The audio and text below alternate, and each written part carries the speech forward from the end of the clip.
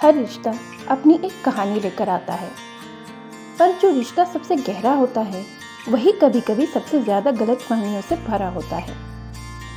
आज मैं आपको एक ऐसी ही कहानी सुनाने जा रही हूँ, सास और बहू की। ये कहानी है कविता और मीरा की, एक घर की, दो औरतों की और एक रिश्ते की सच्चाई की। मीरा एक पढ़ी लिखी, समझदार और संस्कारी लड़की थी। शादी के बाद जब वह पहली बार ससुराल आई तो उसके मन में ढेरों सपने थे। एक प्यार भरा घर, सास जो माँ जैसी हो और ढेर सारा अपनापन।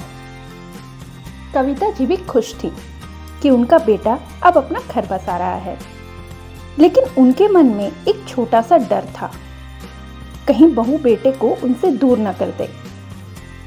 मीरा हर दिन घर को संवारती, खाना बनाती, कविता जी का ध्यान रखती, पर फिर भी कविता जी को लगता कि बहू उन्हें नजरअंदाज करती है।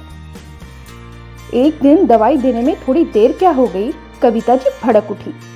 तुम्हें मेरी परवाह नहीं है, बस अपने पति की पड़ी है। मीरा चुप रही, उसकी आंखों में आंसू थे। कविता जी की सहेली सुषमा आंटी हर बात में जहर घोल देती थी। कहती, तेरी बहू तुझे अलग करना चाहती है, सब बहुएं ऐसी ही होती हैं। धीरे धीरे कविता जी मीरा से दूर होती गईं। एक दिन कविता जी की तबीयत अचानक बिगड़ गई। घर में कोई नहीं था, सिर्फ मीरा थी। वह दौड़ती हुई आई, उन्हें संभाला, डॉक्टर को बुलाया और पूरी रात उनके पास बैठी रही।